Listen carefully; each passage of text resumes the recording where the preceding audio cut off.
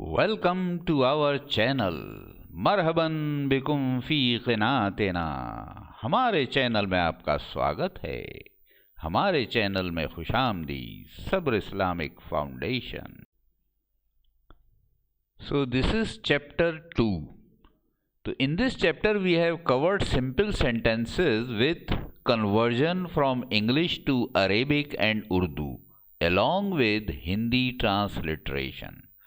तो देखिए यहाँ पे हमने इंग्लिश को अरेबिक और उर्दू में कन्वर्ट किया, यानी उसका ट्रांसलेशन किया है, और इंग्लिश, अरेबिक और उर्दू को पढ़ा कैसे जाएगा यानी ट्रांसलिटरेशन वो हिंदी में दिया है, ताकि अगर जो लोग हिंदी भी समझते हैं और अंग्रेज़ी, अरबी या उर्दू नहीं जानते तो वो इस वीडियो के ज़रिए तीनों चीज़ें सीख सकते हैं। उम्मीद है आपको ये वीडियो पसंद आएगा।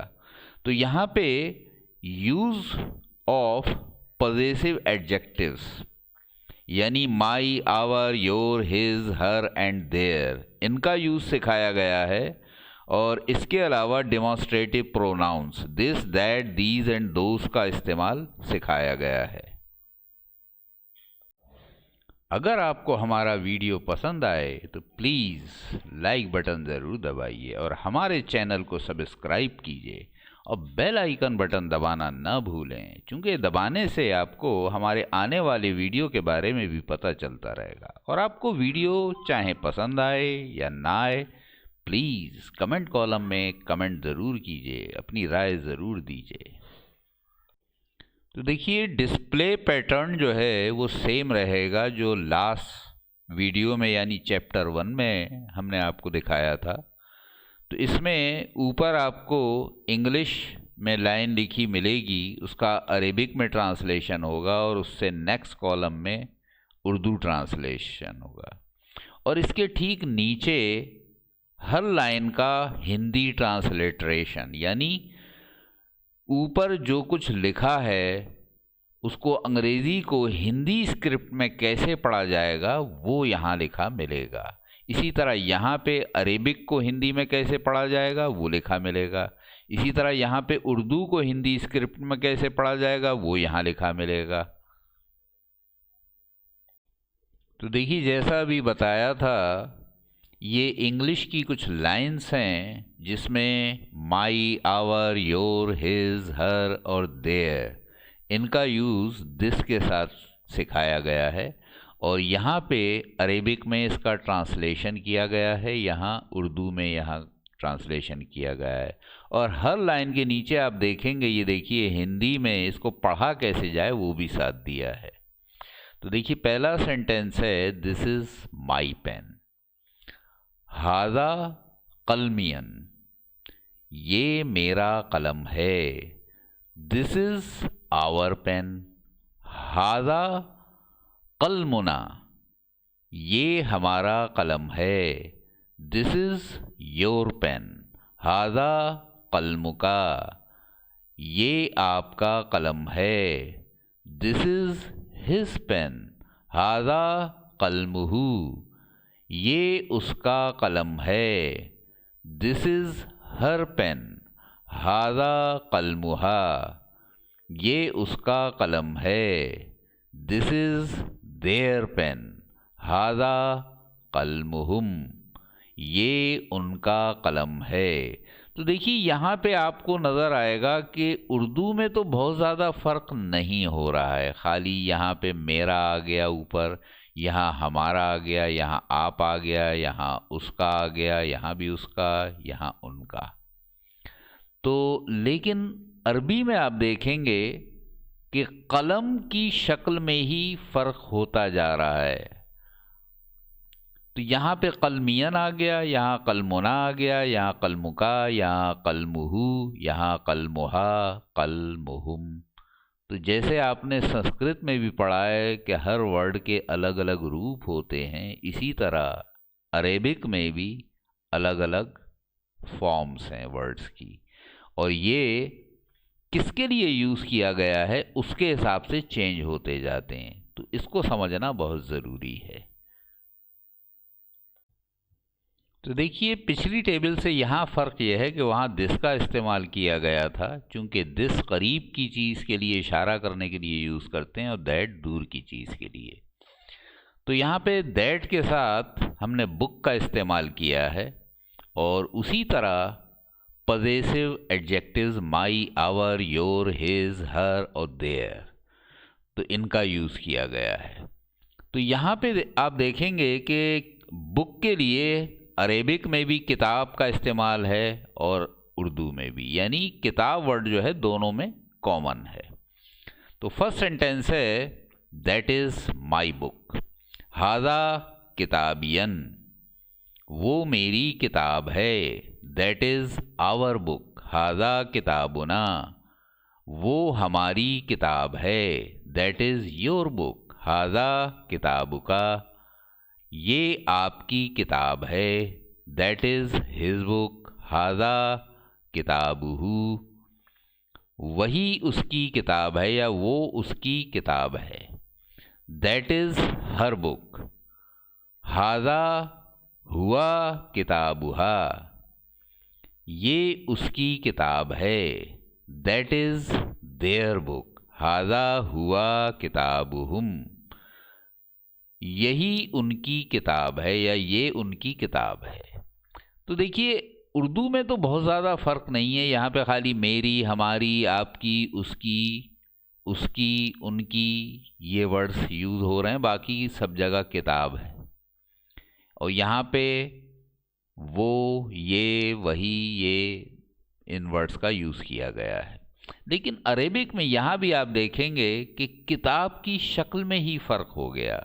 تو یہاں جو آبجیکٹ ہے اس کا سبجیکٹ کے حساب سے چینج ہو جاتا ہے. جیسے سنسکرت میں ابھی لاسٹ ٹیبل میں بھی آپ کو بتایا تھا روپ ہوتے ہیں، اسی طرح عربک میں بھی ورڈ کے ساتھ کس کے ساتھ یوز ہو رہا ہے اس کی شکل بدل جاتی ہے. کتاب کا کتابین ہو گیا، یہاں کتابنا ہو گیا، یہاں کتابکا ہو گیا، یہاں کتابہ ہو گیا، یہاں کتابھا ہو گیا، یہاں کتابہم ہو گیا. تو یہاں پہ دیکھیے سب سے پہلے ہم نے دس یوز کیا، پھر دیٹ، یہاں پہ دیز کا استعمال کیا ہے.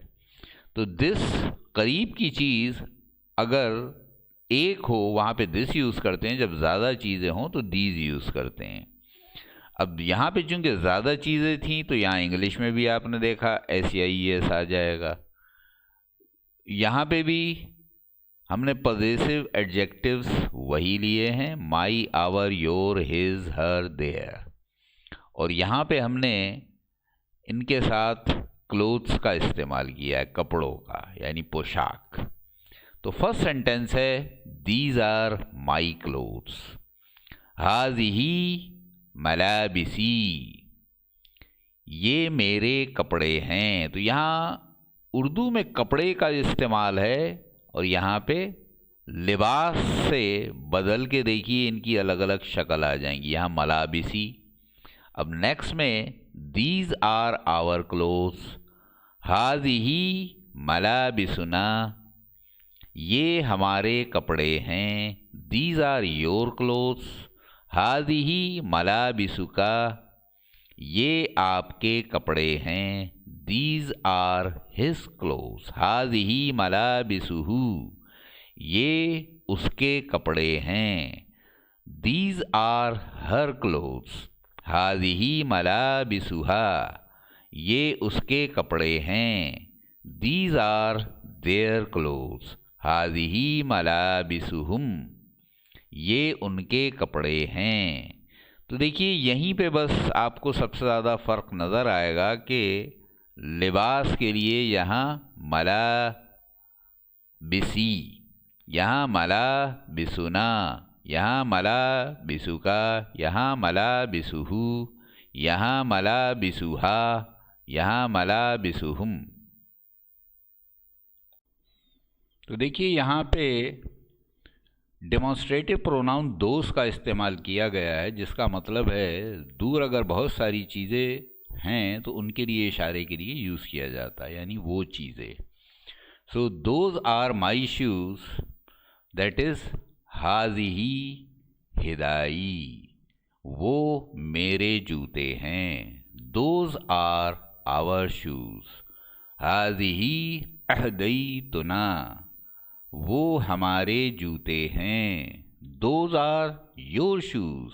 هذه حذائك. وہ آپ کے جوتے ہیں. Those are his shoes. هذه حذؤه. وہ اس کے جوتے ہیں. Those are her shoes. هذه حذاؤها. وہ اس کے جوتے ہیں. Those are their shoes. تلک ہی احذیاتہم. وہ ان کے جوتے ہیں. تو دیکھیے اردو میں آپ دیکھیں گے کہ اس کے ان کے یہ ورڈز کا استعمال کیا جا رہا ہے. یہاں پہ لڑکا ہے یا لڑکی اس کا زیادہ اندازہ نہیں ہوتا ہے، لیکن عربک میں ہر کسی کے لیے الگ طرح سے اس کا یوز کیا گیا ہے.